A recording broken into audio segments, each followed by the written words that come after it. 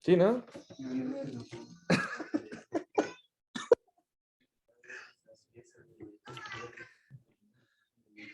¿Qué onda? Buenos días. Vamos a iniciar con lo que va a ser el... Vamos a ver el día de hoy. Ay, espera.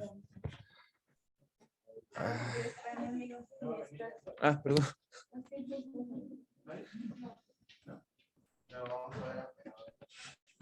Sí.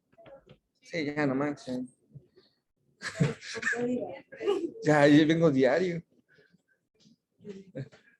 Ah, ah.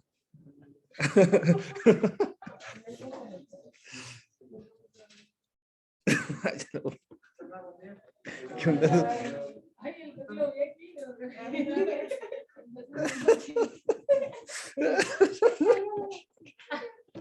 Ay, ya, perdón.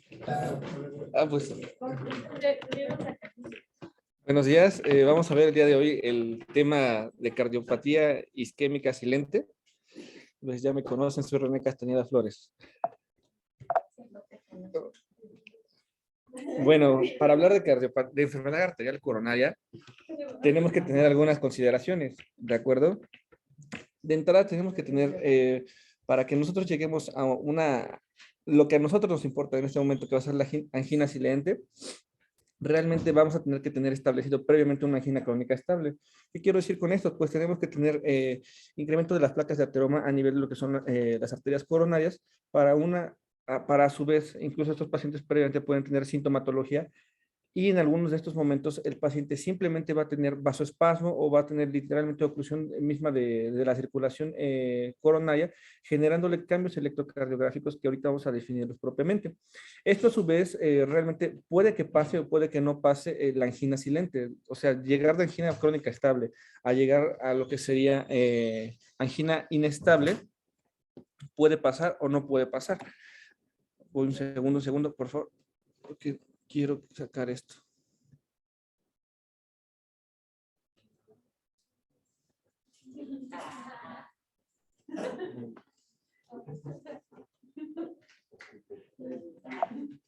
¿Cómo saco el foco?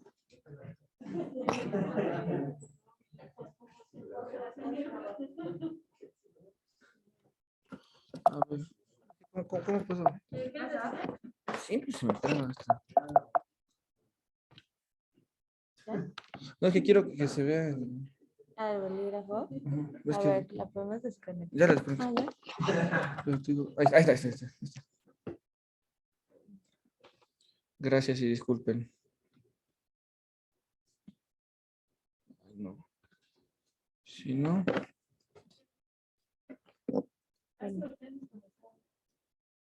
Ok. Sí me escucho, ¿verdad?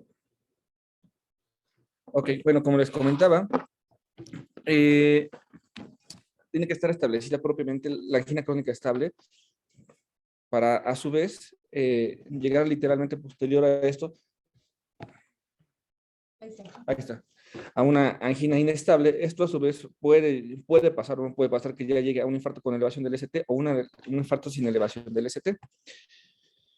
En este caso, nosotros vamos a hacer una definición formal de lo que va a ser la isquemia silente, miocárdica silente. Disculpe por lo de, me faltó la E.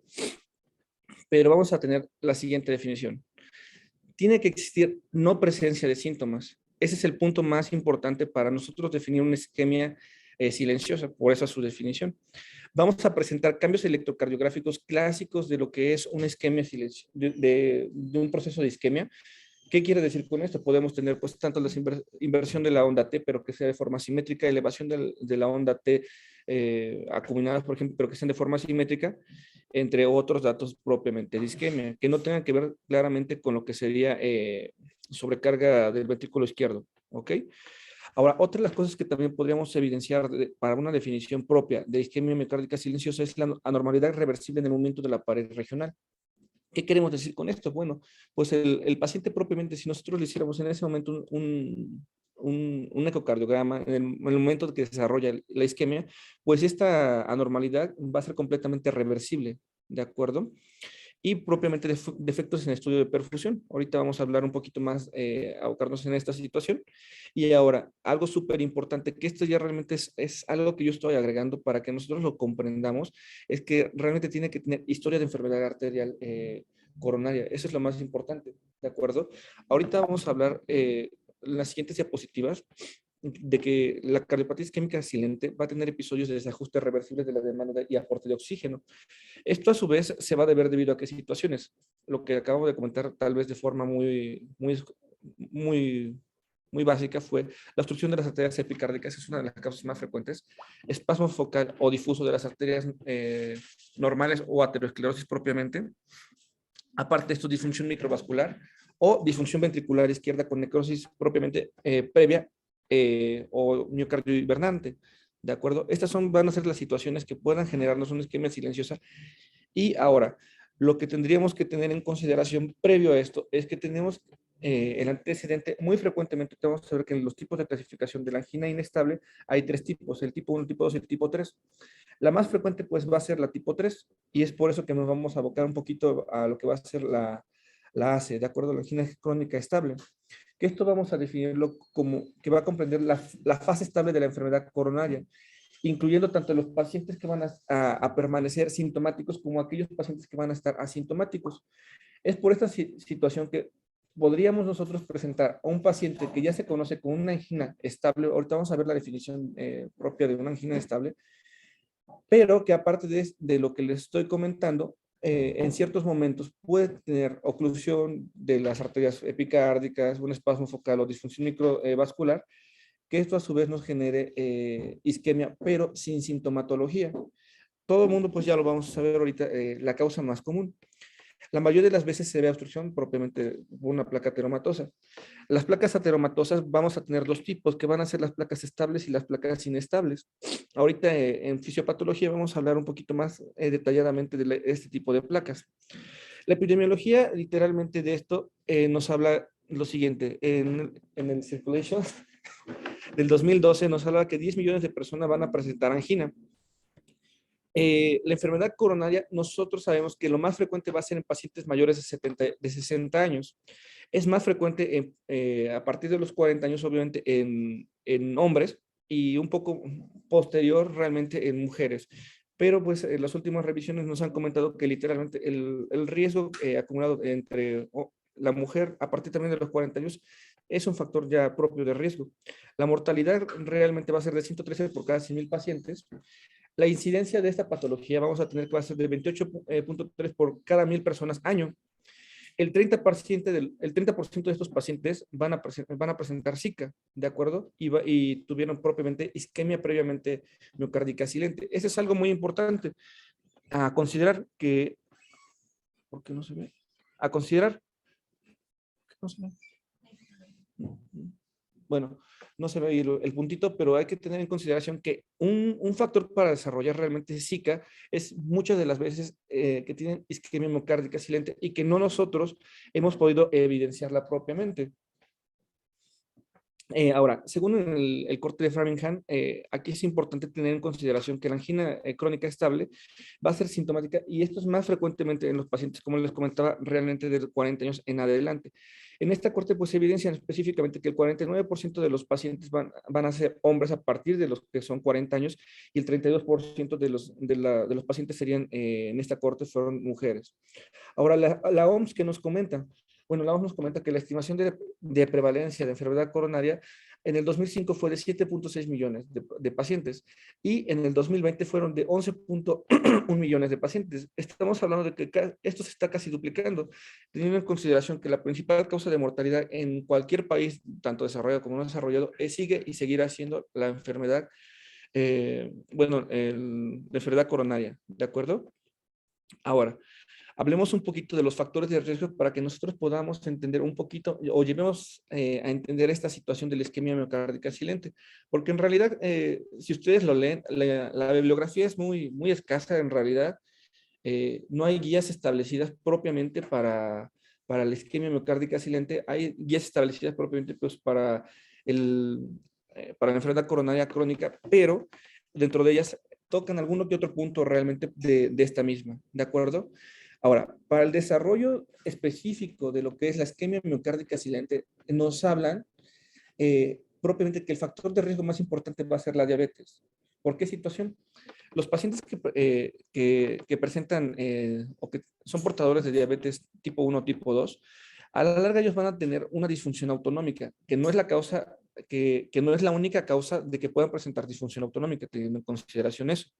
¿De acuerdo? Pero esta historia es habitualmente, son pacientes ya de larga evolución de ser portadores de diabetes que generan a su vez una disfunción autonómica y que esto a su vez, ahorita considerando pues las vías literalmente del dolor que presenta, el dolor torácico mencionado o los dolores atípicos, pues nos daremos cuenta literalmente que estos pacientes son casi el 80% de los que presentan isquemia silente, ¿de acuerdo?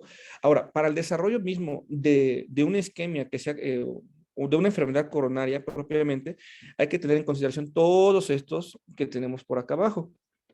¿De acuerdo? ¿Cuáles son? Pues dislipidemia de tipo heterogénica. O sea, nosotros hablamos de dislipidemia heterogénica, toda aquella dislipidemia que tenemos un incremento de los valores del LDL con un decremento propiamente de los valores de HDL. ¿Qué queremos decir? Pues que tenemos hipoalfa lipoproteinemia y hiperbeta lipoproteinemia. ¿De acuerdo? Un antecedente importante para nosotros poder presentar lo que habíamos comentado hace un momento como definición de isquemia miocárdica silente era el hecho de tener enfermedad arterial periférica. ¿De acuerdo? Esto se comenta literalmente que en el 50 a 60% de los casos, realmente de los pacientes que presentan enfermedad arterial periférica, ya tienen un cierto daño de lo que va a ser enfermedad arterial coronaria, ¿de acuerdo? O enfermedad atematosa coronaria. Otro de los factores de riesgo para presentar esta misma van a ser propiamente la hipertensión arterial sistémica descontrolada, el antecedente de presentar un accidente isquémico transitorio, ya el diagnóstico propiamente de un accidente cerebrovascular de tipo isquémico es el más frecuente, pero no descartar que también podemos tener hemorrágicos como factor de riesgo. El antecedente de insuficiencia cardíaca crónica. Ahora, otra de las cosas que aquí, esto no comentan propiamente las guías de tanto de la AJA como de la ESC, es pacientes en el preoperatorio. Estos son uno de los grupos que están siendo olvidados y que son de los pacientes que realmente pueden presentar mayor riesgo de isquemia silenciosa. ¿De acuerdo? ¿Por qué situación? Debido a que literalmente en este grupo los pacientes, tanto en el prequirúrgico como en el postquirúrgico o incluso durante el propio acto quirúrgico, vamos a tener factores de riesgo como propiamente la anemia, como el paciente que se encuentre con desequilibrios ácido-base, pacientes que se encuentran propiamente con una disminución del aporte de un aporte y la demanda propiamente del consumo de oxígeno. Estos se van a ver más frecuentes, van a ser más evidenciados en pacientes de edad geriátrica, ¿de acuerdo? Otro paciente en este grupo es justamente los pacientes que se encuentran en la unidad de cuidados intensivos. Ahorita me recuerda mucho el caso que sucedió apenas en la guardia, justamente la tuya, ¿te acuerdas? Que le sacaron un electroencefalograma al señor Eligio y justamente el paciente se evidenció isquemia. Obviamente el paciente no nos va a reportar en estos momentos dolor. Aparte, el paciente no creo que tuviese dolor porque pues las constantes propiamente o las escalas que tenemos para valoración de un paciente con sedación tanto leve o moderada o profunda, pues el paciente no tenía un dolor real, tenía un BPS de 3 puntos, por ejemplo. Entonces, estos pacientes con un aporte alto de vasopresor, pues propiamente también nos pueden generar literalmente lo que son isquemia silente. O en su caso, una disminución en el aporte, por ejemplo, de los parámetros de la ventilación, que no sea la adecuada FI o la adecuada PIP, o propiamente un incremento de la PIP que nos esté generando una disfunción ventricular del lado derecho, pues son pacientes que también nos van a generar nos van a generar isquemia silenciosa, ¿de acuerdo? Pacientes como, pues, con mis características de SADOS, eh, propiamente la edad es uno de los factores de riesgo más importantes. El sexo, como lo comentamos, pues a partir de los 40 años, uno de los más frecuentes van a ser siempre los hombres. Y el antecedente de enfermedades reumatológicas. Si ustedes ponen en su buscador de PubMed isquemia silente, van a encontrar que realmente los estudios están más enfocados hacia lo que van a ser enfermedades reumatológicas. Teniendo en consideración que una de las más frecuentes que se ha estudiado es la artritis reumatoide. La artritis reumatoide tiene 6 veces más riesgo de presentar isquemia silente que otro grupo de edad, ¿de acuerdo?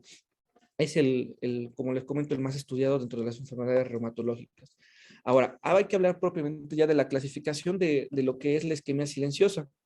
Vamos a tener tres tipos. El tipo 1 está formado, es el menos común realmente, y ocurre para pacientes completamente asintomáticos con enfermedad coronaria ya establecida. Esta puede ser grave y bueno, aquí esto está de más comentarlo, en ausencia de síntomas anginales, porque realmente pues es la definición de isquemia silente.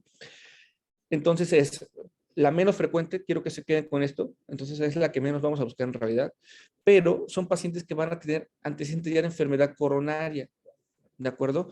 Ahora, tipo 2, este ocurre en pacientes con infarto del miocardio previo y ya documentado. Pacientes incluso que ya son portadores de STEM, pacientes que incluso ya son revascularizados y que literalmente acuden a la consulta con lesión, bueno, con datos electrocardiográficos de isquemia, pero sin presencia de dolor, vamos a clasificarlos como una isquemia silenciosa de tipo 2, ¿de acuerdo? Y ahora el tipo 3, que es el más frecuente,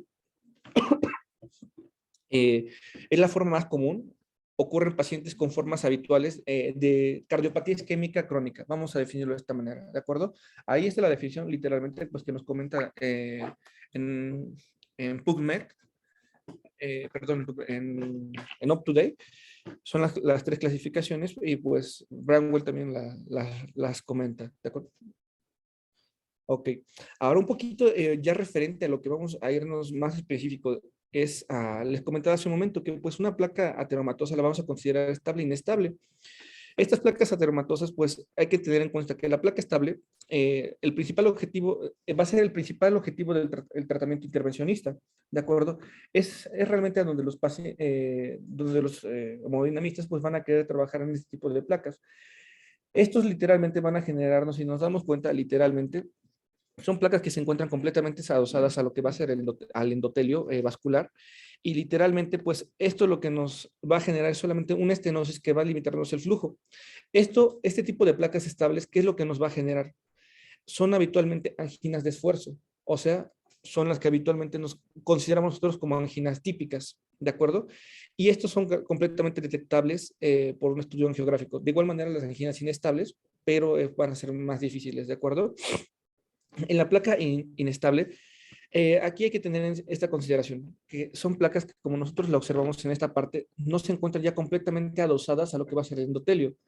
¿Esto qué nos condiciona? Pues esto nos puede condicionar a que se pueda desprender literalmente un pedazo de lo que va a ser una placa de ateroma y esto a su vez pues generarnos, irse hacia la circulación más pequeña y generarnos un taponamiento, ¿de acuerdo?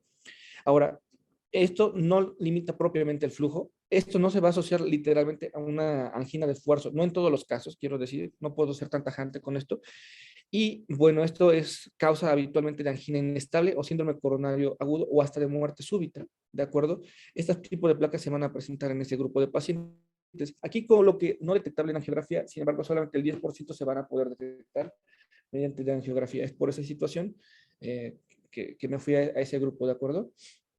Aquí podemos observar de mejor manera la placa inestable, pues que vamos a tener, bueno, abundante contenido lipídico, eso pues lo vimos desde la facultad, y tenemos siempre en esta parte que nos está marcando literalmente una fina capa de colágeno, ¿de acuerdo? Que literalmente esa capa de colágeno es la que nos está conteniendo el contenido ateromatoso o lipídico, como lo quieren ustedes denominar, para que literalmente en cuanto se rompa esto, con por ejemplo una emergencia hipertensiva, propiamente pues se desprende esa placa de colágeno y se lleva literalmente eso y nos puede condicionar un infarto agudo del miocardio.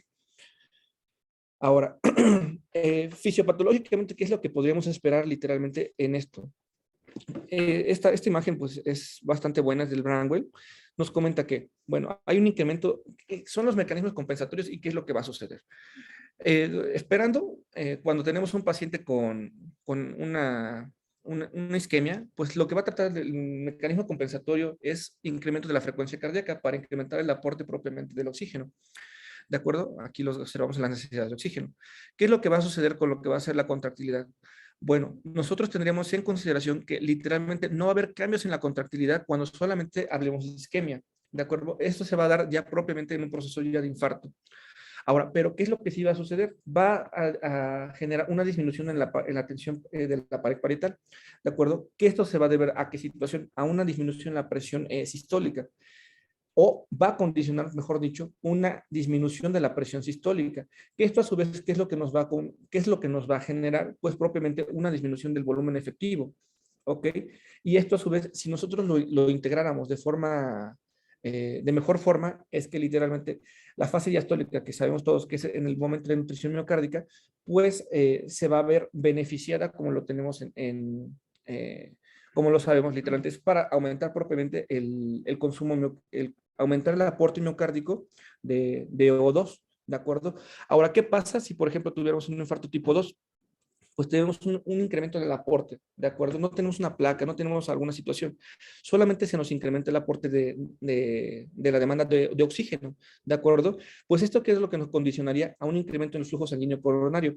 ¿Esto qué es lo que va a suceder? Bueno, las colaterales que existen propiamente en todo tejido, literalmente, van a ser las que nos van a ayudar a que ese tejido pueda sobrevivir. Es por esa situación que, así igual en el infarto cerebral, pues en el infarto miocárdico es súper importante saber las colaterales. Por esta situación, pues lo van a ver ya con Elena y tal vez con Sebas y quien de angina inestable, pues van a hablar un poquito del flujo TIMI, van a ver las indicaciones propiamente para anticoagulación, demás cosas. Pero esto se debe propiamente porque el flujo sanguíneo coronario va a incrementar en estas colaterales y esto a su vez nos va a generar un mayor área de penumbra y esto nos va a generar una disminución en el tejido muerto miocárdico, ¿de acuerdo?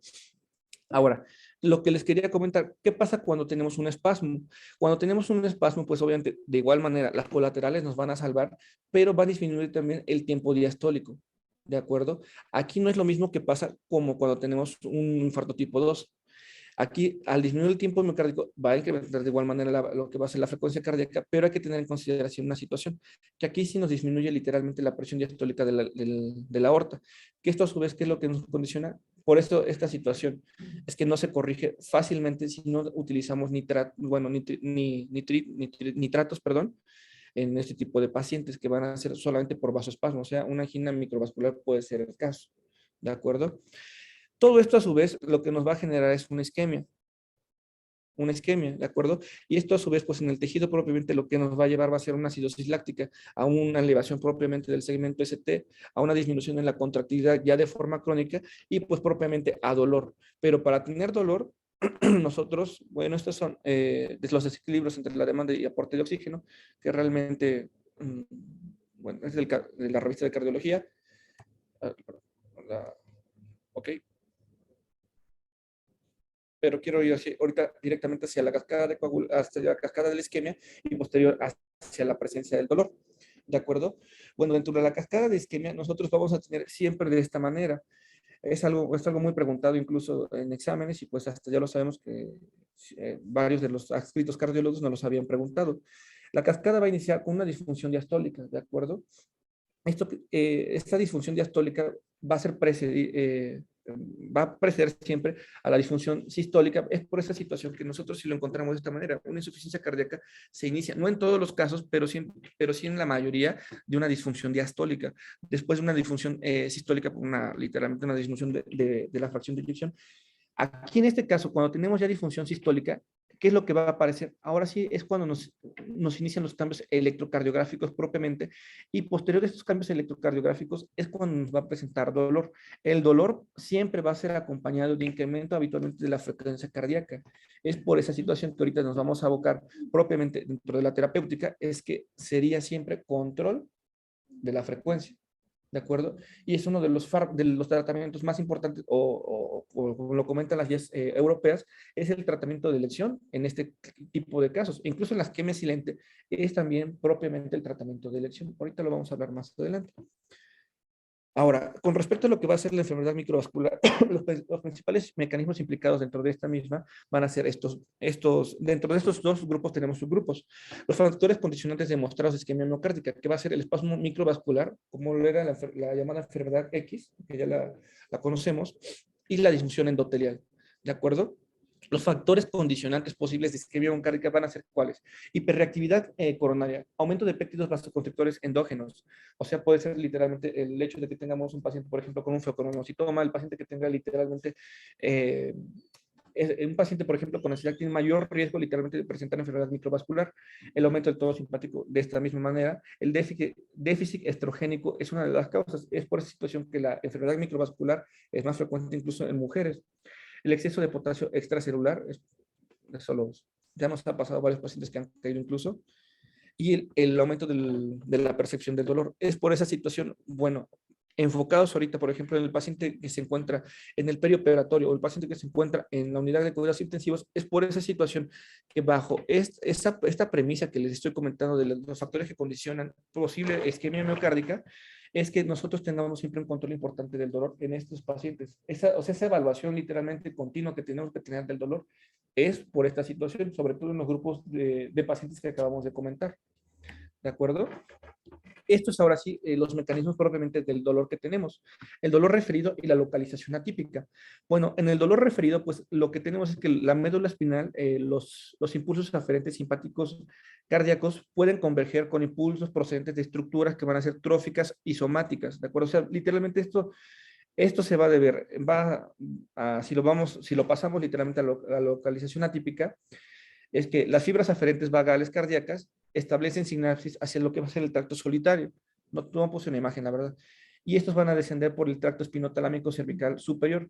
Es por esa situación que los pacientes que tengan lesiones propiamente a nivel cervical o pacientes que ya tengan un tipo de neuropatía periférica, puede que no presenten dolor referido. Lo que quiero decirles es que literalmente por donde van a ser las vías que lleven la nocicepción, literalmente pueden estar afectados por alguna patología que nos genere una neuropatía periférica, ¿de acuerdo? Esto puede ser característico, por ejemplo, en el dolor anginoso cuando se inicia con solamente dolor a nivel de lo que es el cuello, mandíbula o eh, eh, región interescapular, ¿de acuerdo? Ahora, el cuadro clínico, ¿qué es lo que esperaríamos encontrar en una isquemia miocárdica silente versus todos los otros grupos de pacientes? No tiene síntomas, ¿de acuerdo? No vamos a encontrar nada, literalmente. Solamente, ¿qué es lo único que vamos a encontrar? Cambios electrocardiográficos. Y ahora, pueden ustedes evidenciarlo. Hay un artículo que encontré de lo que es el Instituto del Corazón brasileño, que refieren que es uno de los mejores institutos de cardiología latinoamericana, y refería, por ejemplo, que estos pacientes con isquemia miocárdica silente pueden tener elevación de troponinas, demás cosas. Ahí ya platicando, pues la verdad, con los expertos de cardiología, justamente no podremos considerar una isquemia miocárdica silente cuando hay literalmente elevación propiamente de estas enzimas cardíacas, porque esto se convertiría literalmente en un síndrome coronario agudo, ¿de acuerdo? O sea, una angina inestable, se niega propiamente. Por esa situación, al menos si encuentran ustedes esa bibliografía, está, creo que, bueno, estaba escrito en portugués, pero creo que la traducción está mal, ¿de acuerdo? Ahora, quiero que esto sí se quede bien claro. En una angina vamos a tener los criterios de Diamond. Nosotros definiremos una angina. Es con esta situación que los cardiólogos literalmente llegan, preguntan estos síntomas y con esto definen si realmente requiere abordaje por parte del servicio de cardiología o requiere abordaje por parte de medicina interna o solamente que se quede en el servicio de urgencias. Un dolor anginoso típico lo vamos a definir como malestar torácico retroesternal de naturaleza y duración típica, o sea, esa situación que tenga o menos de 30 minutos o más de 30 minutos, ¿de acuerdo? Provocado por el esfuerzo para definirlo nosotros que literalmente es de origen, perdón, de una angina de tipo típica y que se alivia en minutos, o sea, menos de 30 minutos, o que tiene literalmente alivio de los síntomas con nitratos, ¿de acuerdo? Si nosotros tenemos estos tres puntos, vamos a definir que va a ser una angina típica, ¿de acuerdo?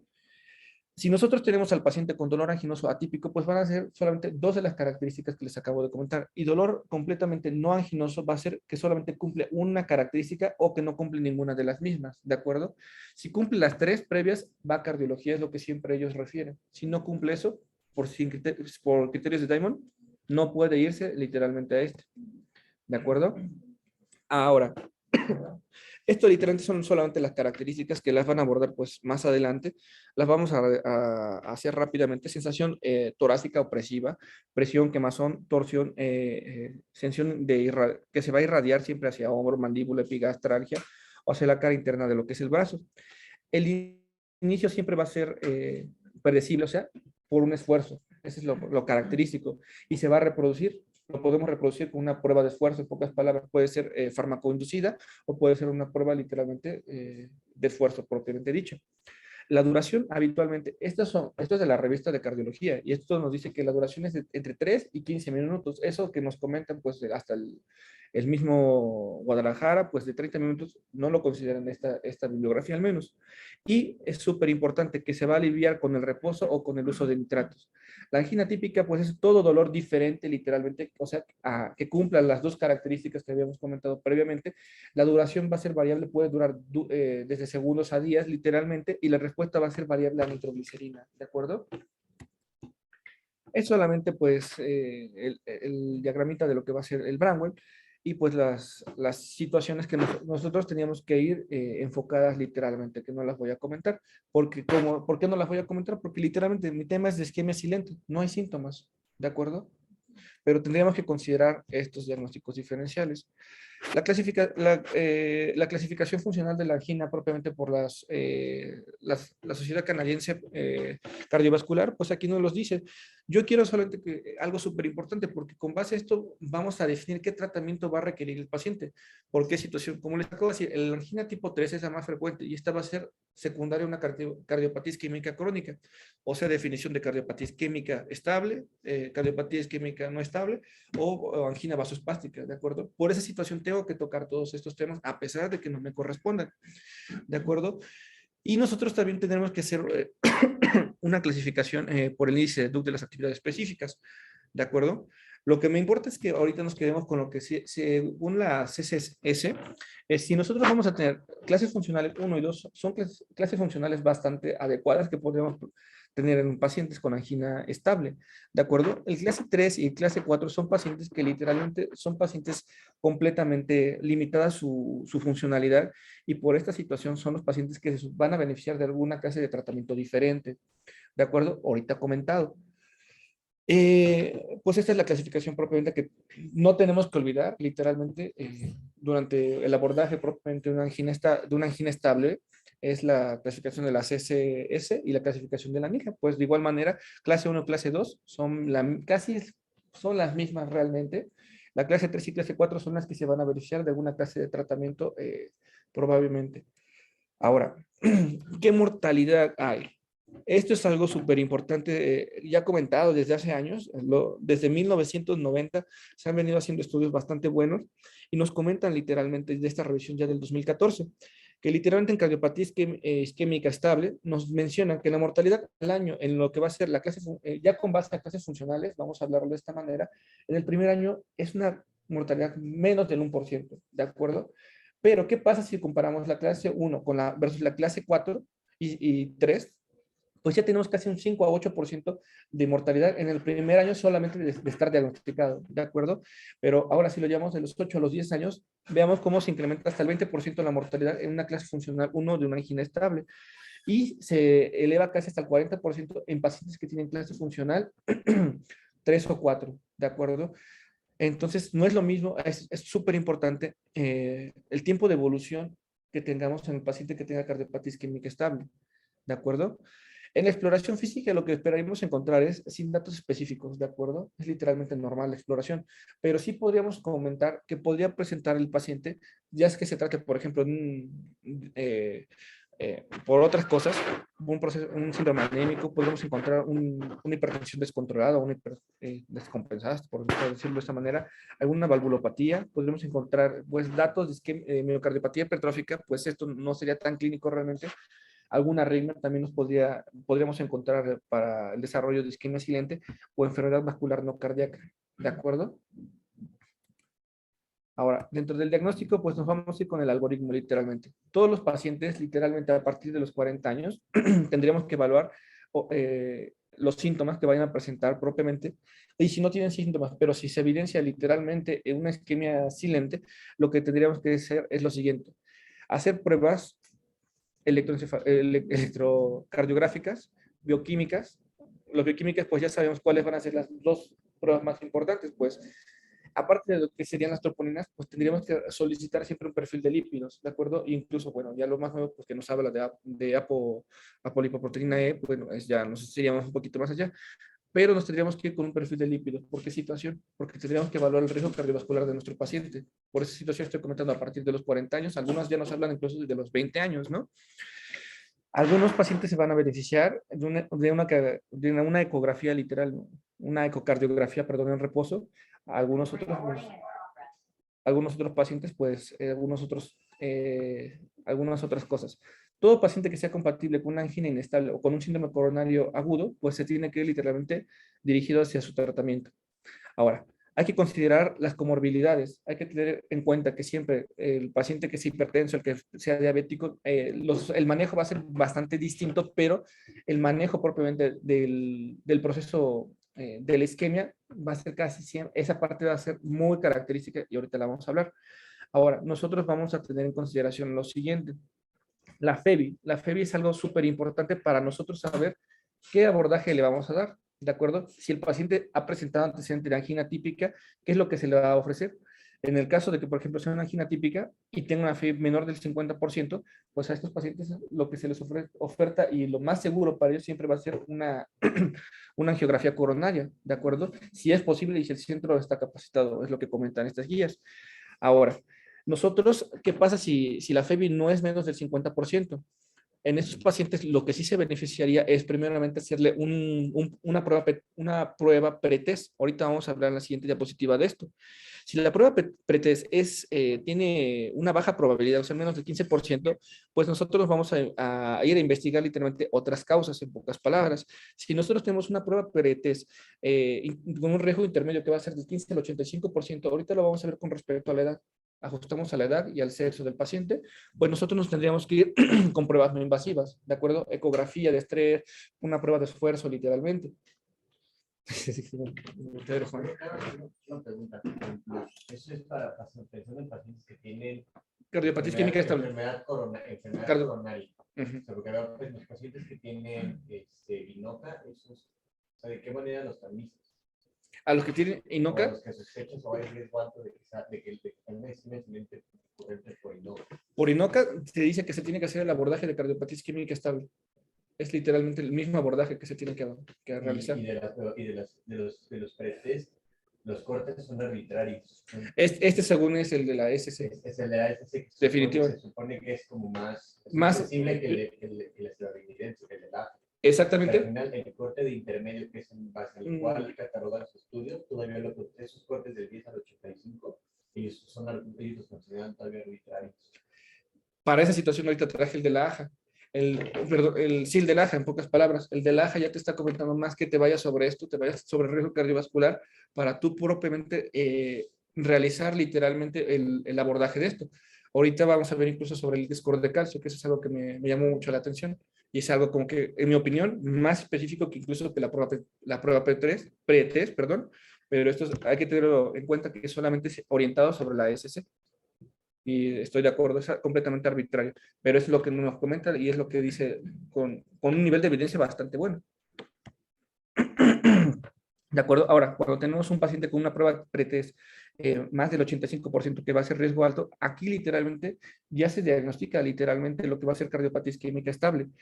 El abordaje, como les estoy comentando, se tiene que hacer por cardiopatía isquémica estable. ¿Por qué situación? Si fuera inestable, te vas directamente hacia un abordaje, como lo comento, un abordaje de síndrome coronario agudo. No te puedes ir por un abordaje estable, ¿de acuerdo? Esta es una probabilidad pretest en pocas palabras. Esto nos vamos a dar cuenta que va a ser dependiente de lo que va a ser. Si es una angina típica, si es una angina típica o si es un dolor no anginoso. Si nos damos cuenta, todo dolor no anginoso, o sea, todo ese que tenga solamente un punto de los criterios de Diamond o no tenga ninguno, pues con base a la edad puede solamente llegar hasta ser un riesgo intermedio, bajo, perdón, intermedio. ¿De acuerdo? Ahora, todo paciente que tenga una angina atípica o que tenga una angina típica puede irse hasta lo que va a ser un riesgo alto.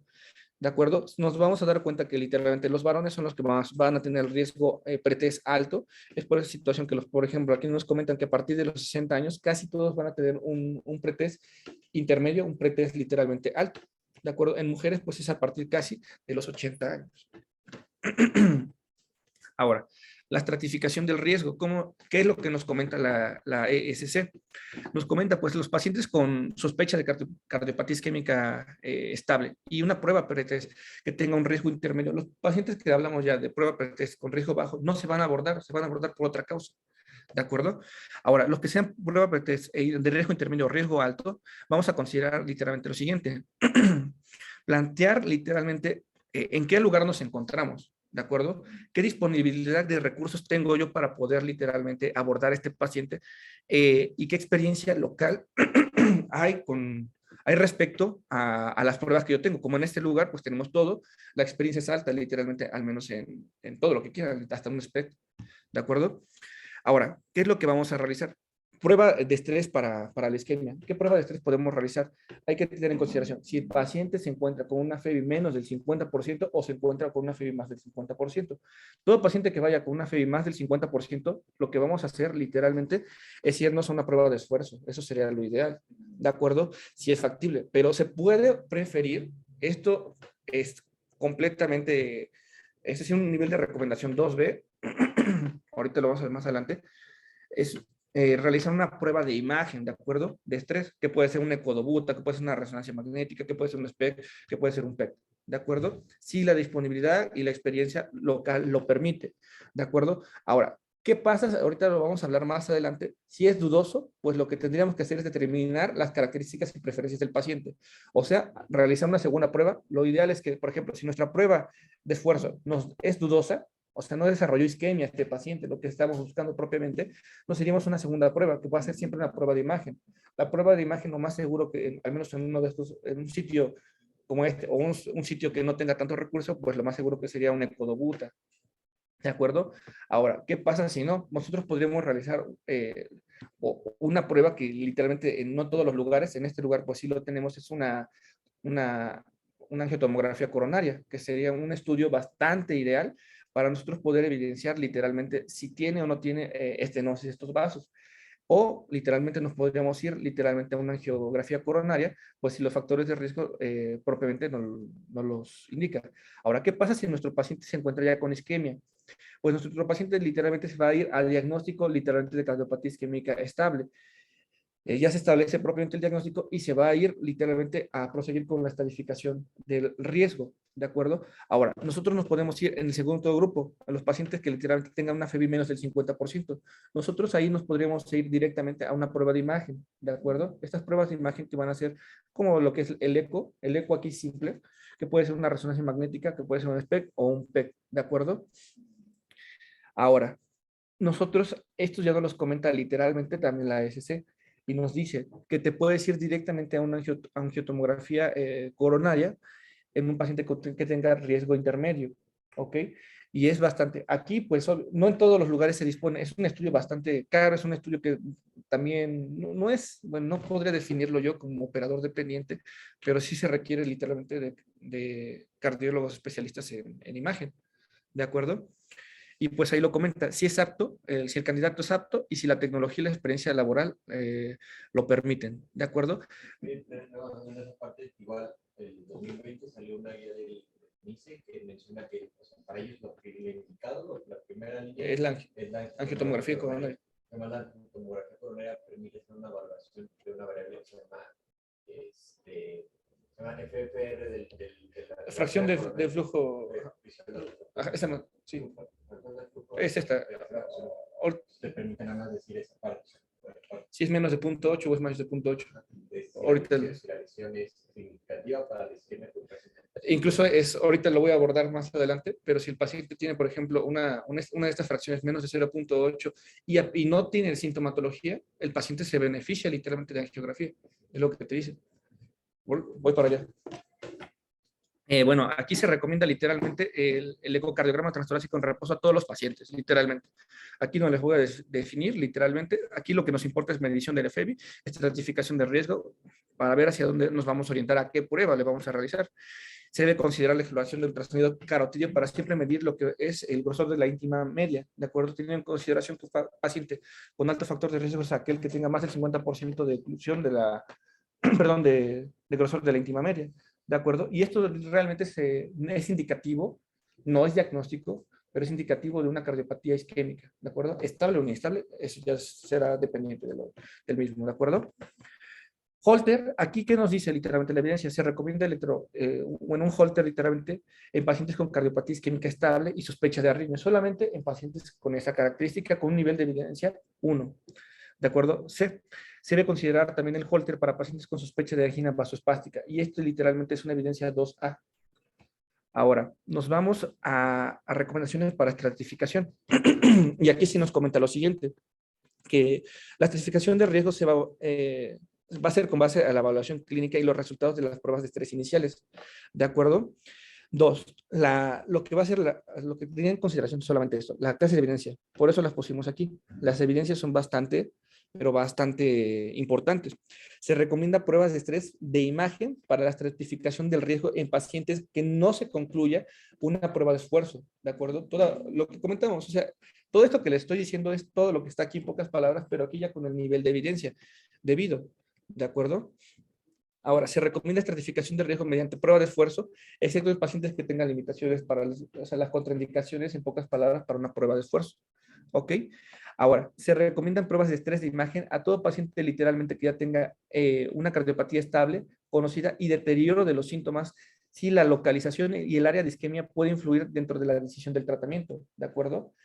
Sobre todo, por ejemplo, en infartos posteriores, infartos inferiores o lesiones de estas características. Se debe considerar una prueba de estrés farmacológico con ecocardiografía, pues obviamente con vasodilatador o con ionotrópico, o un SPECT para pacientes con bloqueo de rama izquierda.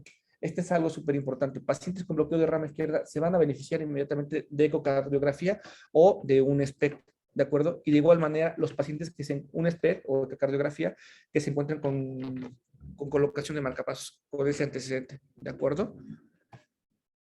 Estratificación ahora sí. Nosotros aquí tenemos la sensibilidad y especificidad de las pruebas que podríamos realizar para nosotros definir en qué estrato se va a encontrar cada paciente. Yo solamente les voy a mencionar una situación, que si se dan cuenta, el que tiene mayor sensibilidad, pero no así de especificidad, es el P con estrés con vasodilatación. Asimismo, lo que es la resonancia magnética con estrés de vasodilatación, ¿de acuerdo? Pero no le hagamos nunca el feo, literalmente, a lo que va a ser la ecografía con estrés con vasodilatación. Tiene una sensibilidad del 72 al 79%, pero es bastante específico para lo que estamos buscando, con un 92 a 95%.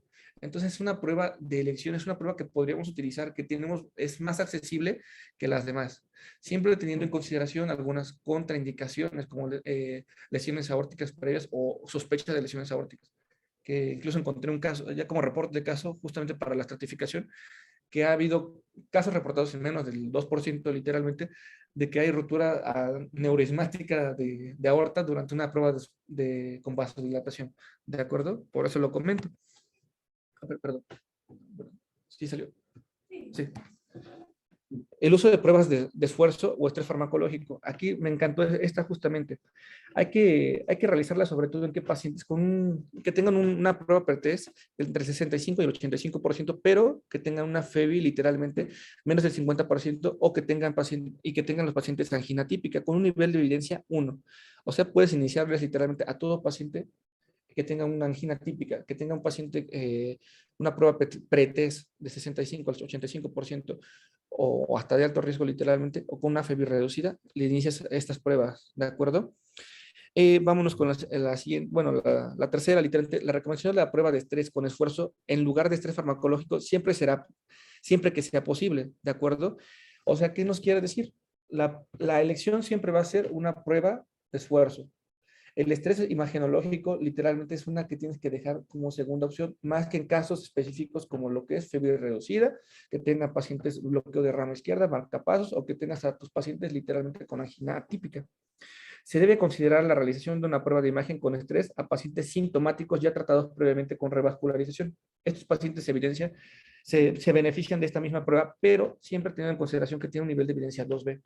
¿de acuerdo? Y de igual manera aquellos pacientes que ya se les fue diagnosticado lesiones intermedias mediante angiografía, ¿de acuerdo?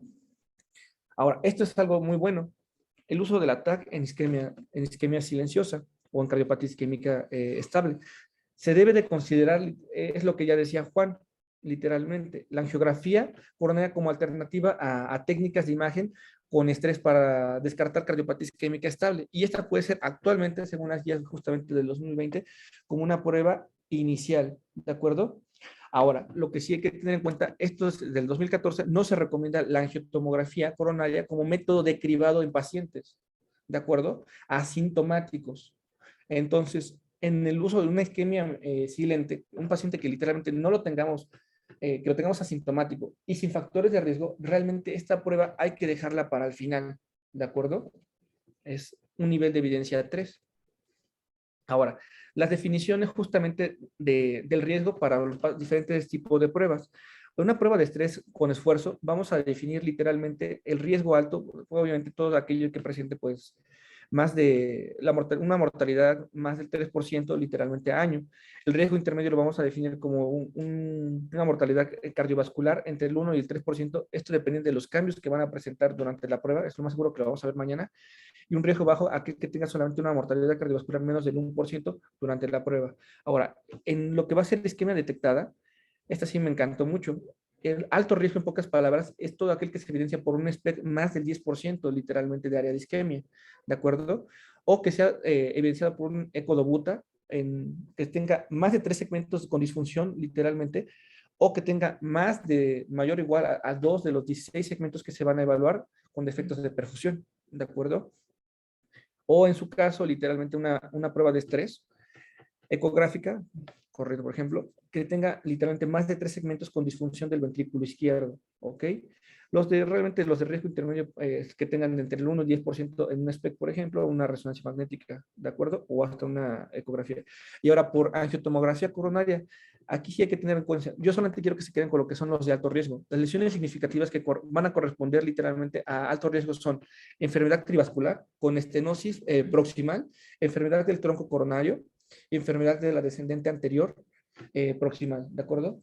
Estos son las patologías que literalmente nos tienen que dar un riesgo incrementado, un alto riesgo, perdón, y son los que se van a beneficiar probablemente de llevarlos inmediatamente, de darles tratamiento médico, obviamente, y de iniciarles probablemente de llevarlos a angiografía propiamente dicho. El algoritmo según los factores de riesgo, pues aquí ya lo comentamos, si es de bajo, de alto riesgo, ¿de acuerdo? Si es de alto riesgo, acá está. Si es de alto riesgo, pues obviamente tenemos, por ejemplo, una prueba de estrés con más de 3% de mortalidad año por la prueba de estrés, un paciente que tenga literalmente enfermedad vascular, enfermedad del tronco o enfermedad de la descendente anterior proximal. Estos se van a beneficiar inmediatamente de llevarlos a angiografía coronaria. Los pacientes con riesgo intermedio de eventos, o los pacientes que se les hizo prueba de esfuerzo, por ejemplo, y están entre el 1 y el 3%, estos se van a literalmente a beneficiar de tratamiento médico óptimo, primero, y después se va a considerar si a pesar del tratamiento óptimo médico se encuentra, pues ya está establecido y no se ve un beneficio, se puede considerar angiografía, ¿de acuerdo? Ahora, nos vamos a ir directamente. Si los pacientes tienen mejoría de los síntomas, pues se continúa literalmente el tratamiento médico óptimo. Ahorita hablaremos de eso. Si los pacientes no se han beneficiado del tratamiento médico óptimo, o sea, del uso de betabloqueadores, calcioantagonistas, ASA, clopidogrel, etcétera, de estatinas, por ejemplo, esos pacientes no se han beneficiado, se intensifica el tratamiento médico, se aumenta las dosis hasta dosis máximas incluso, no hay beneficio, pues hay que llevarlos inmediatamente a angiografía coronaria. ¿De acuerdo? Es una indicación, incluso es un no A. Aquí está literalmente la estratificación de riesgo mediante coronariografía. Pocas palabras, pues aquí solamente quiero que se comprenda que los que se van a beneficiar son pacientes que tengan una angina estable grave, por ejemplo, que ya tengan una clase 3, por eso les comentaba que los de clase funcional ya 3 o 4 son los que se benefician de llevarlos inmediatamente a un procedimiento angiográfico, ¿de acuerdo? Todos los que sean literalmente pacientes con síntomas leves, o sea, una angina 1 y angina, una clase funcional 1, clase funcional 2, tanto NIJA por las SS, esos se van a beneficiar primero de otras pruebas antes de llevarlos a angiografía, ¿de acuerdo? Ahora, vámonos para estratificación de riesgo asintomático. Esto sí tengo que leérselos todo porque literalmente es algo muy bueno.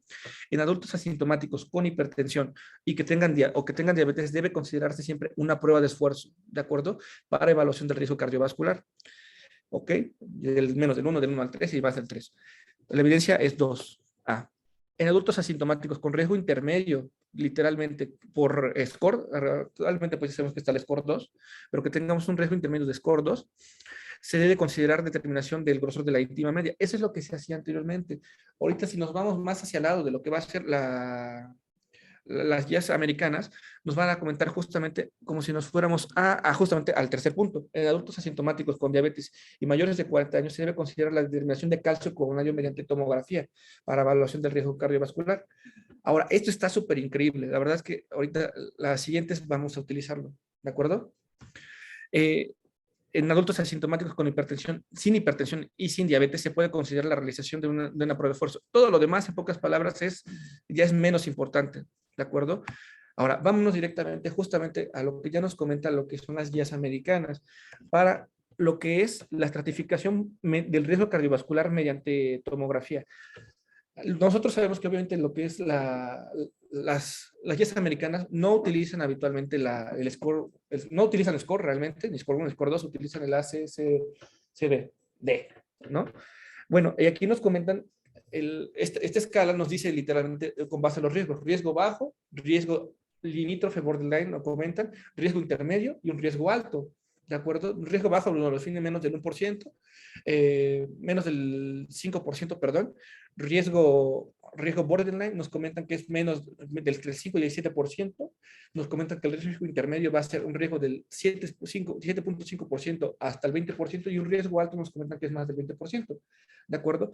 Para lo cual salió justamente un estudio bastante bueno y nos empezó a comentar literalmente de que algo que pasaba en la clase justamente de riesgo cardiovascular que no lograba comprender propiamente cuando decía el doctor, pues es que si a los pacientes tú los tienes en riesgo intermedio o él no comentó del riesgo borderline, pero si están, el borderline yo también lo metería como riesgo intermedio realmente. Si está entre el 5 y el 20% literalmente, tienes que reclasificar a tu paciente, ¿no?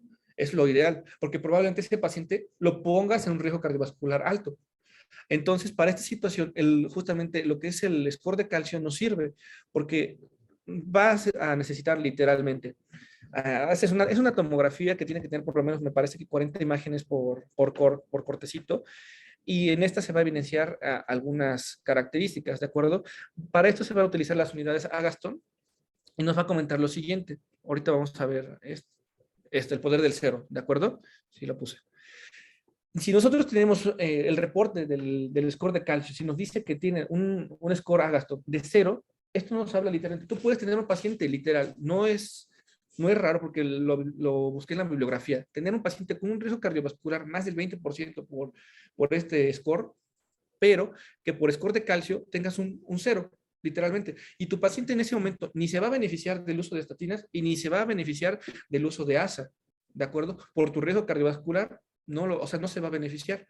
Pero ahora, tu paciente que tenga un riesgo, un score de calcio entre 1 y el 99, es un paciente que tiene un riesgo ligero, ¿de acuerdo? Es una enfermedad ligera, es un paciente que apenas empieza a tener puntilleo literalmente en esto. Es un paciente que con base a los estudios, ahorita lo vamos a ver en está al revés la imagen, pues justamente nos va a decir que es el paciente que probablemente se medio beneficia en un score entre el 1 y el 99 del uso de estatinas, pero no es todavía un riesgo importante sobre la mortalidad en estos pacientes. Ahora, ¿qué es lo que pasa si tenemos un score más de 100? Todo score más de 100 y menos de 400 es un riesgo moderado, es una severidad moderada. Y todo paciente con más de 100 unidades Agatston son pacientes que se van a beneficiar inmediatamente del uso de estatinas, no así de ASA. ¿De acuerdo? Y ahora, todo paciente que literalmente tenga una afectación por Agatston más de 400 es una afectación severa, ¿de acuerdo? Es un paciente que se va a beneficiar inmediatamente de estatinas, es un paciente que se tiene que quedar con ASA efectivamente, es un paciente que se tiene que meter un estudio de perfusión miocárdica, ¿de acuerdo? Ahora, aquí pues, esto es lo que le estaba comentando realmente con base a los riesgos literalmente sacas tu riesgo cardiovascular, con base a ese riesgo cardiovascular tú determinas si vas a realizarle o no le vas a realizar a tu paciente un score de calcio. se comenta lo siguiente, que los únicos que se benefician de un riesgo, un score de calcio van a ser pacientes que se encuentren borderline y pacientes que se encuentren con un riesgo cardiovascular intermedio. Aunque hay una nueva tendencia, es el doctor Daniel Werner, creo que se llama, que dice, todo paciente se beneficia de un score de calcio. Es lo que él dice, y es según esto el pionero en el score de calcio. No puede decir otra cosa. Pero la bibliografía nos comenta, al menos el Circulation dice, solamente pacientes que tengan riesgo intermedio o riesgo borderline son los que vamos a iniciar el score de calcio. ¿De acuerdo? Aquí justamente es en el estudio, el score de calcio, cuando tienes un score de calcio de 0, paciente no se beneficia del uso de estatinas. El paciente que tuvo un score de calcio entre 1 y 100 son pacientes que la línea punteada son los que tienen estatinas y el otro es los que no tienen estatinas. No hay beneficio literalmente en disminución de eventos propiamente severos. Pero ahora, observemos en el grupo de 100 a menos de 400, ¿de acuerdo? Es literalmente una disminución potencialmente en patología miocárdica, literalmente, y el riesgo de muerte en este paciente. Y en el grupo más de 400, pues también se ve el efecto, pero no de igual manera, ¿de acuerdo? Ahora, justamente salió un estudio, el estudio MESA. En el estudio MESA se evaluaron todos los factores de riesgo, justamente creo que en el 2016, o 2014-2016, y aquí no se ven bastante bien, pero era donde salió el boom de la homocisteína, donde justamente hablaban de la PCR, lo que comentaba justo el doctor Merino, demás cosas. Pero ¿qué sucede? Que si tú, salió el Zero Power, literalmente, si tú tienes un score de calcio, porque es justamente ¿de acuerdo? Si tu score de calcio es 0, tu riesgo cardiovascular realmente es mínimo, ¿de acuerdo? Es por esa situación que es uno de los mejores formas de estratificación del riesgo cardiovascular actualmente, ¿de acuerdo? Y creo que al menos aquí en la institución sí te podemos realizar score de calcio. Ahora, ahorita al final va lo de la FFR. En pocas palabras, vamos a irnos inmediatamente con respecto a lo que van a ser el tratamiento. El tratamiento realmente es el que se va a establecer para una cardiopatía isquémica estable. Esta clase pues va a ser al final del día, la va a continuar Sebastián mañana. La tuvo que haber dado ayer, hasta 5 días. Bueno, lo que nos recomienda pues es el consumo de ácidos grasos menos del 10, saturados en menos del 10% del total de energía. Nos comentan que realmente también ácidos grasos insaturados trans, como Juan, menos de 1%, menos de 5 gramos diarios de sal, aunque hay una actualización actualmente que se refiere que menos de 3 gramos al día sería lo ideal. 30 a 45 gramos de fibra dietética, literalmente, que sea en forma de frutas, verduras, demás. 200 gramos diarios de fruta, 200 gramos de verdura. El pescado recomiendan que sea 2 veces por semana en esta situación, o la tendencia a irte hacia la dieta mediterránea, justamente. El consumo de alcohol que se ha ido modificando, 2 copas, 20 gramos para el hombre, 10 gramos para la mujer. Algunas otras bibliografías nos comentan que sea 40 y 20 justamente. Puede ser diferente a alguna otra bibliografía que ustedes encuentren. La actividad física sigue siendo lo mismo, ¿de acuerdo? Darle de 30 a 60 minutos diarios, literalmente 5 veces por semana, sería literalmente lo ideal, ¿ok? Lo perfecto es que sea diario, literalmente por lo menos 30 minutos, 150 minutos acumulados al día para literalmente ser evidenciado esto. Ahora, control del peso, se recomienda pues a estos pacientes siempre llevarlos a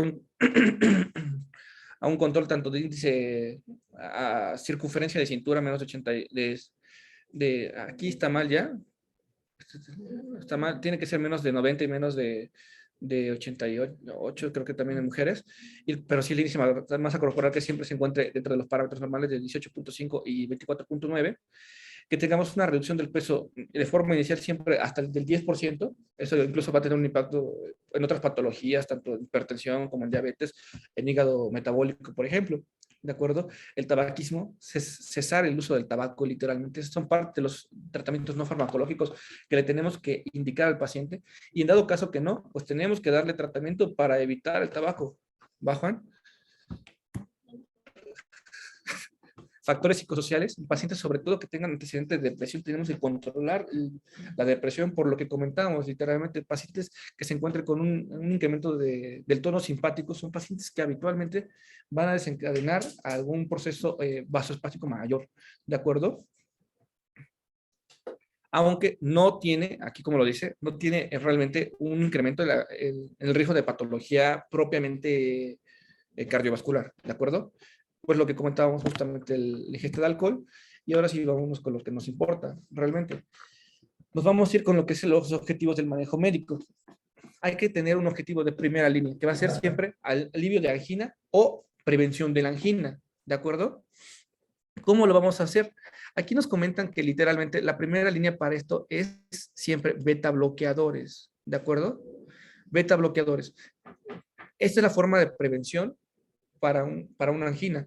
O en su caso, si tienen contraindicación por la frecuencia, los beta bloqueadores, pues hay que llevar, o como antes se decía, que literalmente por el antecedente de POC o de asma, que actualmente se ha visto incluso que el riesgo es mínimo, menos del 3% para desarrollar un broncoespasmo por beta bloqueadores, o hasta hay unas nuevas revisiones que dicen que el EPOC se disminuye las exacerbaciones por el uso de beta bloqueadores. Estas como del 2018 las evidencias. Pues la ideal es este tratamiento. Ahora, más siempre agregar nitratos de acción corta, ¿de acuerdo? Sorbide por en el caso, o nitroglicerina, tanto sublingual o ¿cómo se llama? O nitroglicerina intranasal, que sería lo ideal. Podemos también considerar, si nosotros tenemos una angina clase 2, el inicio de beta bloqueadores más tratamiento con bloqueadores del canal de calcio dihidropiridínicos, ¿de acuerdo? Como segunda línea, pues podemos tener todos los demás fármacos que estamos comentando por abajo, que va a ser la ibravidina, que podemos dar nitratos de acción prolongada, y los otros tres que la verdad yo ni los conocía honestamente, ¿de acuerdo? Dentro de las intervenciones, pues son literalmente lo que podremos agregar a nuestro paciente, que van a ser ácido acetil salicílico, que como medida estándar, pero ahorita hay una nueva recomendación donde se prefiere el uso justamente de inhibidores de la P2Y12, ¿de acuerdo? Justamente que tienen disminución del riesgo de sangrados y toda esta situación. Hay un punto ahorita más importante justamente que lo vamos a ver, creo que en la siguiente diapositiva, ¿de acuerdo? Aquí nos comenta, el tratamiento médico óptimo incluye al menos un fármaco para aliviar la angina. O sea, todo paciente que tenga isquemia silente o que tenga literalmente angina estable, tiene que llevar tratamiento con beta bloqueo. ¿De acuerdo? 2, se recomienda instruir al paciente sobre las enfermedades, factores de riesgo, o sea, lo que todo el mundo ya está opinando ahorita, ¿no? De que el paciente tenga el control de su enfermedad. Lo que comentaba Lucy justamente de la hipertensión, se refiere a la AJA. Y está indicado siempre el seguimiento de la respuesta del paciente al tratamiento poco tiempo después de su instalación. Comentan que tiene que ser una revisión a las 4 semanas según esta guía. Alivio de la angina, pues es lo que justamente estábamos comentando. Se recomienda los nitratos de acción corta de forma aguda, ¿de acuerdo? Tenemos el dinitrato y el mono, ¿de acuerdo? El dinitrato sería el indicado. Está indicado el tratamiento de primera línea que incluya beta bloqueadores, como lo comentamos, con un nivel de evidencia 1A, y bloqueadores del canal de calcio dihidropiridínicos, ¿de acuerdo? En caso de que literalmente el paciente tenga una contraindicación para el mismo beta bloqueador, podemos iniciar incluso los dos fármacos, como lo habíamos comentado. Para el tratamiento de segunda línea se recomienda añadir nitratos de acción prolongada, o en su caso, ibravadina, eso. Para el tratamiento de segunda línea, pues son literalmente los fármacos que estábamos comentando. Pero estos pacientes, sobre todo, van a ser pacientes asintomáticos con un área de isquemia literalmente mayor del 10%. Se debe considerar bloqueadores beta, por ejemplo. Y aparte de esto, pues en angina vasospástica, como lo comenta, el ideal fármaco sería bloqueadores del canal de calcio y nitratos, ¿de acuerdo? Entonces ya sabemos que literalmente el primer fármaco en vasospástica nos tenemos que ir con bloqueadores del canal de calcio en pacientes que tengan literalmente un área de isquemia extensa, más del 10% por SPECT o por resonancia, tendríamos que irnos inmediatamente con bloqueadores beta bloqueadores, pues, y en todos los demás siempre va a ser bloqueadores, beta bloqueadores, ¿de acuerdo? Para la prevención de eventos, justamente, aquí se opina ya de la prevención de eventos. Cuando ya tenemos nosotros estas patologías, se recomienda la administración de ácido acetil salicílico a dosis bajas, pero como les comentaba, no es actualmente tal vez la recomendación más formal, puede ser actualmente el clopidogrel, ¿de acuerdo? El clopidogrel, aquí lo comenta que está indicado como alternativa en casos de intolerancia al ácido acetil salicílico. La estatina está recomendada para todo paciente con cardiopatía isquémica estable o que tenga un riesgo cardiovascular intermedio reestratificado como alto, ¿de acuerdo? Y bueno, la dosis va a ser dependiente, pero sabemos que todos estos pacientes tienen que tener una dosis de alta potencia de estatinas, ¿de acuerdo? Y está recomendando el uso de IECA o ARA2 en presencia de otras entidades como insuficiencia cardíaca, hipertensión o que tengan diabetes con complicaciones microvasculares, como lo que es microproteinuria, ¿de acuerdo? El tratamiento de la angina microvascular, pues es justamente lo siguiente. Se recomienda que todos los pacientes reciban tratamiento para la prevención secundaria, ¿de acuerdo? Y esto tiene que incluir ASA y estatinas. Los bloqueadores beta están recomendados como tratamiento también de primera línea. Se va a recomendar bloqueadores del canal de calcio, de no lograrse un adecuado control de los síntomas con bloqueadores de beta bloqueadores. Se puede considerar justamente el inicio del IECA en pacientes que sean sintomáticos o que sean refractarios. Y los síntomas del uso derivados de santinos, bueno, esto ya no, ya ni siquiera está indicado. Déjenlo. Ahora, criterios para justamente elección de... ¿Qué le vamos a ofertar al paciente literalmente? Cuando ya lo estratificamos, cuando el paciente ya iniciamos una terapia médica óptima, pues literalmente ya tenemos cardiopatía isquémica significativa, o sea, tenemos qué pacientes son los que van a beneficiarse, todo aquel que tenga más del 10% de miocardio isquémico, en pocas palabras, y que ya se le haya instaurado justamente el tratamiento médico óptimo. Aquí va a depender, como lo vamos a ver ahorita, del HEAR Team, ¿de acuerdo? Aquí creo que los que apoyan son justamente los de cardiología junto con los de cirugía cardiovascular. Revascularización posible. Si esa revascularización es posible, vamos a tener que entender todos estos factores anatómicos, factores clínicos, factores técnicos y factores locales, ¿de acuerdo? ¿Cuáles son los pacientes que se van a beneficiar, por ejemplo, de lo que va a ser de una cirugía de revascularización? Por ejemplo, los pacientes que tengan, vamos para acá tantito, esos son los estudios que lo apoyan. Acá, es esta, perdón. Que tengan número de arterias ocluidas, en pocas palabras, o que estén en el segmento proximal. Si tiene una o dos, o si tiene tres. Si tiene tres arterias ocluidas y el score syntax es menos de 22, estos pacientes se van a ir obviamente a discusión del equipo de cardiología. Si el equipo de cardiología comenta que se beneficia más del uso de una cirugía de revascularización, se va a ir a cirugía de revascularización. Si el paciente no se beneficia por los criterios que ellos comenten, se va inmediatamente a una ICP. Ahora, si solamente tiene, por ejemplo, una afectación de una o dos arterias, pero tiene afectación de la descendente anterior proximal, es un paciente que la primera instancia que se tiene que ir es inmediatamente a una discusión. Y estos son pacientes que se tendrían que ir idealmente a una cirugía de revascularización. Pero ahora, ¿qué pasa si no tiene ninguna de estas características? Lo ideal es que literalmente tu paciente se vaya a ICP. Ahora, si tu paciente tiene un score syntax más de 23 puntos, tiene un riesgo quirúrgico bajo, idealmente se tendría que ir a cirugía de revascularización. Pero ¿qué es lo que pasa? Por ejemplo, me llamaba mucho, es que es un caso que a mí me gustó mucho, del señor Isaac, que estaba justamente en COVID apenas, un paciente que cumplía todos los criterios para una cirugía de revascularización. Es un paciente que tenía justamente, aquí lo vamos a observar, ahí está la evidencia, yo no lo voy a mentir, tenía indicaciones para revascularización, porque tenía enfermedad trivascular, tenía una insuficiencia cardíaca con fiebre reducida, el paciente. El paciente también, me parece que cumplía con criterios tenía bloqueo de rama izquierda del paciente, él se beneficiaría propiamente de otra cosa que era, y tenía un QRS más de 150. Resincronización más la cirugía es lo que justamente estábamos proponiendo, pero bueno, aquí lo que nos comenta el nivel de evidencia es que se recomienda estratificar perdón, se recomienda una estrategia de revascularización basada en el consejo del equipo de cardiología, ¿de acuerdo?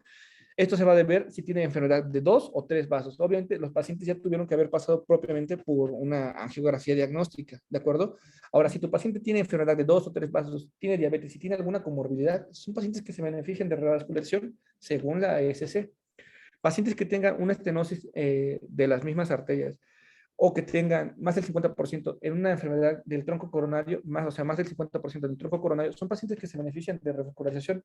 Pacientes que tengan una estenosis más del 50% de la descendente anterior proximal, son pacientes que se benefician de la misma. Pacientes que tengan 2 o 3 vasos con afectación funcional del ventrículo izquierdo o insuficiencia cardíaca congestiva. O sea, ese es el punto, ahí está.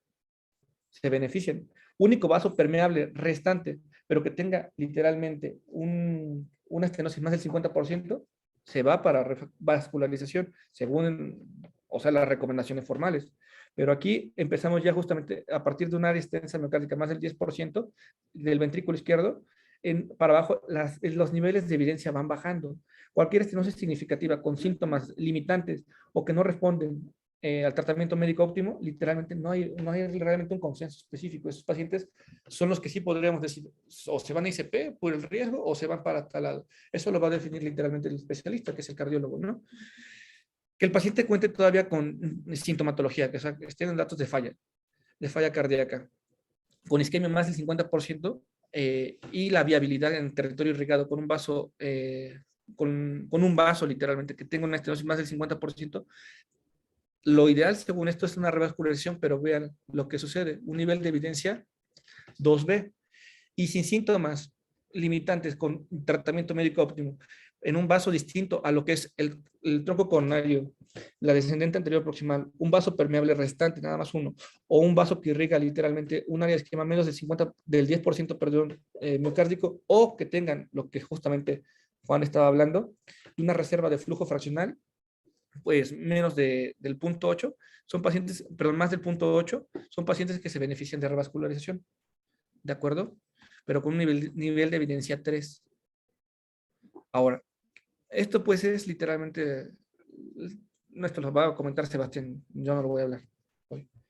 Lo que sí les quiero comentar es esto, es que la reserva de flujo fraccional va a ser, podemos estadificarla por dos métodos, ¿de acuerdo? Justamente por la tomografía de coherencia óptica, la que comentábamos hace un momento, la tomografía coronaria en pocas palabras, o por un ultrasonido intravascular. Yo la verdad nunca he visto un ultrasonido intravascular. Juan, creo que sí, sí los has visto, ¿no, güey? No, más que se ve, o sea, se ve el vaso. Ajá. Lo que puede ser es, uno es por la tomografía y otro es por medio de uno de los microcatéteres que se usan. Se hace una infusión de denosina dentro de la vena coronaria. Ajá, lo que Un luego... registro prelesional y postlesional. Entonces, ese gradito te dice, si tú lo abres, qué tanto te va a cambiar tu flujo y en qué tanto le va a ayudar. Entonces, en lesiones que son obvias por imagen, se abre. Se abre, Pero en sí. lesiones que tú dices, ay, como que lo veo medio mordido, pero no sé si poner una estenta aquí o no, haces esa técnica y te dice qué tanto el flujo de reserva fisiológico tiene, o sea, qué tanto dilatarlo durante una actividad física está o no condicionando una isquemia como para que pueda considerar abrir. Sí, es lo que... Es esto. Pero hablaba de ultrasonido. Bueno, se recomienda determinar la reserva de flujo fraccional para determinar lesiones coronarias hemodinámicamente significativas cuando cuando no se dispone de evidencia. Es lo que comentábamos hace un momento. Pacientes literalmente que ya se les hizo prueba de esfuerzo, incluso que se les hizo literalmente un PET, pero que literalmente tus pacientes presentan sintomatología, puedes hacer literalmente una tomografía de coherencia óptica coronaria o un ultrasonido literal, pero ya no sé hasta qué punto aquí sí hubiera gustado que el doctor Merino estuviera para literalmente orientarnos en este punto. ¿Para qué tanto es el beneficio? Porque aquí nos ponen que es una evidencia 1A en pacientes que se encuentran con estas características. ¿De acuerdo? Yo lo que vi en Querétaro, que se la ciudad de las del doctor Merino de Querétaro, o sea, la idea es que todos los pacientes se les hagan. El problema es que es muy caro y el ultrasonido igual es una área especial que realmente va a entrar en el costo de los científicos. Tiene que hacer de su puesto. Por adentro ves cómo está el vaso, ves lesiones calcificadas o subendoteliales o subintimales que no vas a ver de otra manera, tan solo por la ecografía, pues no te va a delimitar bien algo que no sea luz de vaso. Ajá. Lo ideal es que a todos se les haga y se les haga un registro extenso. Claro, y pues.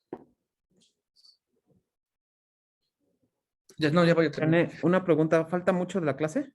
No, ya nada más está. Ah, Bueno, bueno. ya, hasta ahí ya. La revascularización con estenosis, con la reserva de flujo menos del punto 8 está recomendada para pacientes con síntomas de angina o prueba de estrés. Y bueno, pues aquí justamente lo que va, el último punto, quiero que se vayan, no se recomienda la revascularización de estenosis intermedias determinadas por angiografía sin presencia de isquemia con una reserva de flujo fraccional menos del 0.8. ¿De acuerdo? Todos tienen que ser más del 0.8 para poder realizarlo. ¿Vale? Y pues esto del seguimiento pues es parte de Sebastián.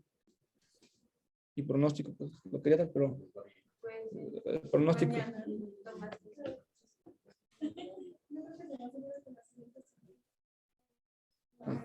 Ya es todo. Ok, amigo. Muy buena presentación, como siempre. No sé si quieran que veamos lo que faltó de pronóstico mañana y incluso mañana ampliar el espacio para preguntas y comentarios o aquí ya terminamos. ¿Cómo ven? Que sí, Así que, que sí quieren, que seguimiento del pronóstico y seguimiento. bueno, entonces mañana revisamos lo del pronóstico y seguimiento y si hubiera dudas, pues mañana las aclaramos, ¿de acuerdo? Sí, doc. Nos comentó el doctor Merino, bueno, le comentó a Mari que esta semana está de congreso, entonces no va a estar. Entonces, buscaríamos ocupar las clases. Vamos a tener ya la sesión de artículo, podemos utilizar la del viernes en la mañana para revisión de artículo. Mari, ¿a quién le toca? No me acuerdo. Es que el último que quedó era Abraham, ya lo tenía preparado. Igual y podemos continuar con él. Porque pues ya Habría que hablar, sí, sería cuestión con Abraham. Nada más habría que avisarle porque no está conectado y mañana no viene porque está haciendo un trámite en su universidad. Entonces, para que esté listo para el viernes con el artículo. Y miércoles y jueves, déjenme pensar qué vamos a ver, ¿de acuerdo? vale, gracias. Órale, pues muchas gracias, René. Gracias a todos, saludos, buen día. Buen día, doc.